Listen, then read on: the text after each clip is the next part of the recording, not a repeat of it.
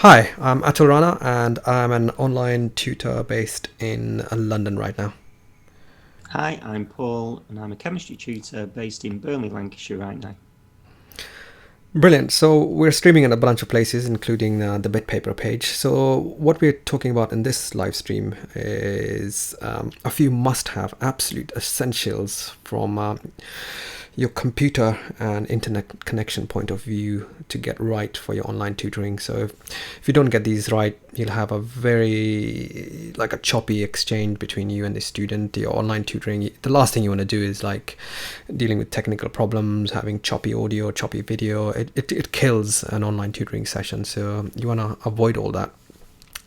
So as you grow as an online tutor business, what you want to do is you want to invest in a good computer if you need it, actually. So it's the number one thing that you need to do immediately if you feel like you need that. And you know, tutoring online is a very finely tuned balance between getting the right computer, good internet connection, kind of understanding how it uses CPU, memory, graphics. There's a ton of stuff happening in the background. It's nothing short of a miracle what happens in online tutoring. So you want to make sure you've got all these things exactly in place. One thing you could do is if you're using a laptop, whatever laptop you're using, just have it plugged in. A lot of people don't plug in their laptops. Students don't plug in their laptops, and they run out of battery, and the call cuts out. But very importantly, what happens is a lot of laptops are designed to save battery, and in saving battery, they'll reduce performance. What takes up a lot of performance is video and things like even running BitPaper on a Chrome, and your computer is kind of running on empties, like really chugging away if it's not plugged in. So just have it plugged in all the time. The one thing that takes up a lot of memory is having lots of browser tabs open. Like each browser tab is another, like like three times the browser tabs as one is like three times the RAM. You can look it up on your task manager. So like that really destroys the computer memory usage. So if there's like, if there's tabs you don't need, if you do need them like for information or documents, store them as a Word document or a PDF, but really just keep it minimalistic. Just have one of your BitPaper tab open, or maximum two. Really, this will take, like, the more you have open, the more you take away the resources from BitPaper, which is a thing that you really need to run smoothly. So that's like, just keep it minimalistic. And the same goes for background applications. So if you've got a bunch of other stuff running, like you've got 5 other programs running, that's the same in mobile phones. Like, just close them all down. Each one is like eating up memory, eating up CPU, eating up like network resources, which is bandwidth. And the thing that really kills memory and CPU usage and graphics is screen share, believe it or not. What happens in screen share is your entire screen is transmitted as a video image, a high resolution, high quality video image.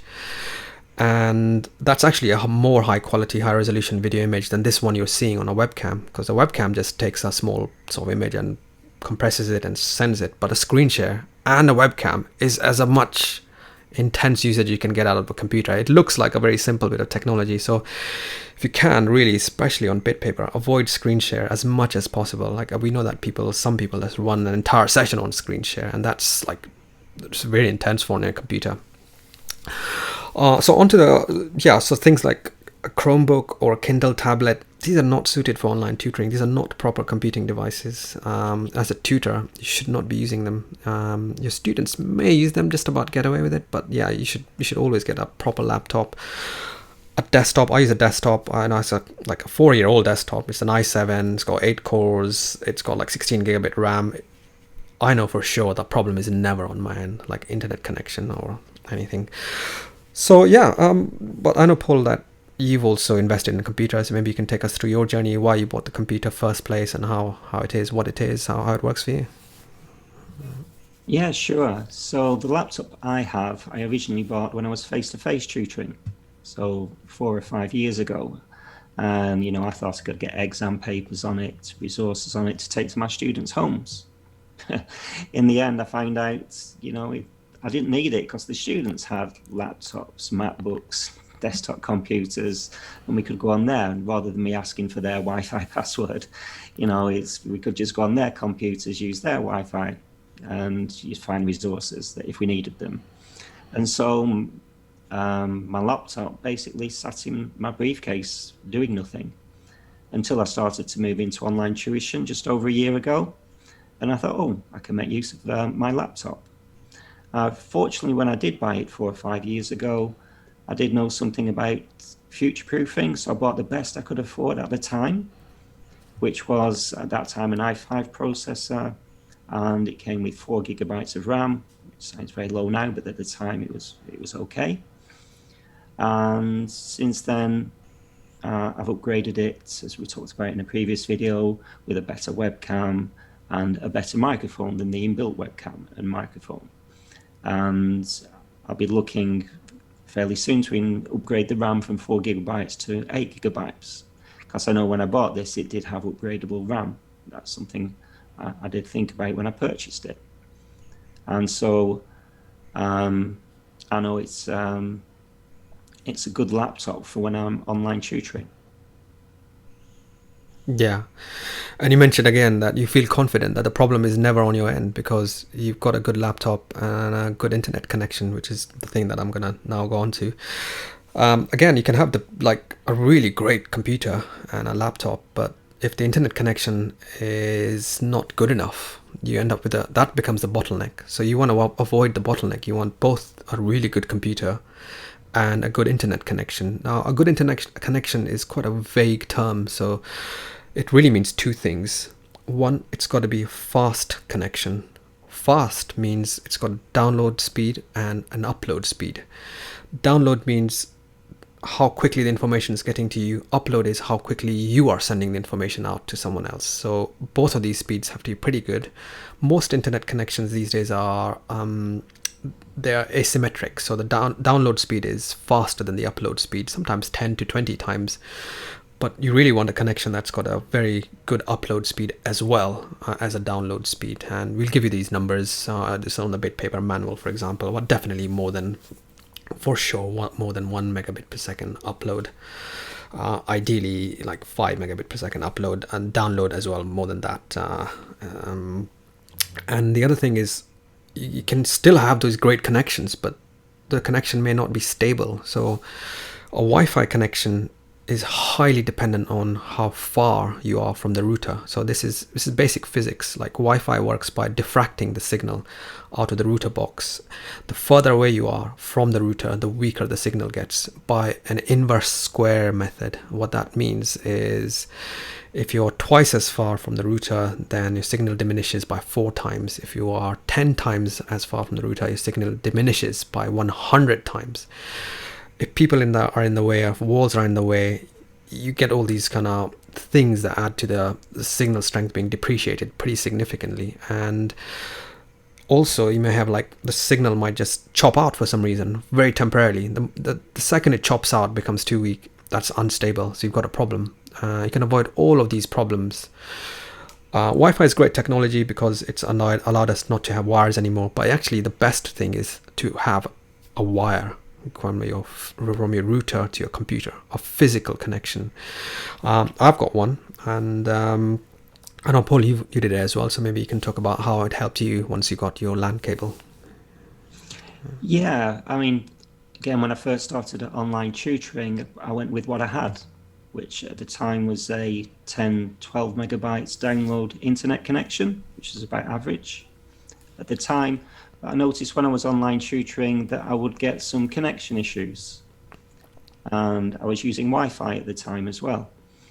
And so when that starts to happen, you're never quite sure whether it's your fault or it's the student's connection problems, computer problems. So what I decided to do was upgrade my internet connection to a fiber connection, and the best fiber connection I could get, and it's now about 70 megabytes download and about 20 megabytes upload. And also I run a 20-30 meter cable from the router to my laptop. There it is. It needs to be a bit better routed around the house. At the moment, it's traveling over a curtain pole in the front room to get here. It's, it can come down when I'm not tutoring. but it makes sure that I have a good internet connection, or a stable internet connection. And most of the other members of the household are on Wi-Fi. At least I know I've got an Ethernet cable connection.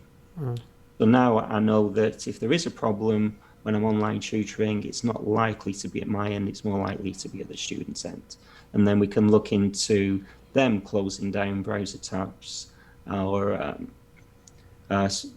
if it gets really extreme, we can switch off our videos, and that helps the connection. Yeah. Yeah, that's a really important point. Yeah, you've got the cable running through that. It's a point-to-point connection. It's a direct electricity connection, and it actually often speeds up the connection. It also prioritizes the one with the cable connection if there's lots of other people at home using Wi-Fi. So that's really like one of the cheapest fixes. So easy to get a LAN cable. It's like the cheapest fix of all, closing down browser tabs and getting a LAN cable. So great. That's that's pretty much all I had to cover. There's other finer points, but these are like the main things. You get these right, and your online tutoring thing like is always solid, always reliable, and that's what you want. Is there anything you'd like to add to that, Paul, as well? Yeah. Possibly, if some tutors don't are too far away from the router to run a cable. I know some tutors that have power line adapters near their office computer or laptop, which they can run an Ethernet cable from, as well as getting a Wi-Fi signal from close to their laptop or desktop. Yeah, that's fantastic. If you're really far away, then yeah, you can use your electricity supply as a power line, so the internet can go through the electricity supply. Again, in the same way, it's in a wired connection, and then right at the junction can have like a short Wi-Fi connection. That as well improves the connection quite a lot. Fantastic. So if you're watching this on video or recording or live, just put some comments. We'll try and reply to them. Yeah, hope to catch you at another video in this series of videos, Paul. Thanks very much. Okay, thanks, Atul. All right. Bye for now.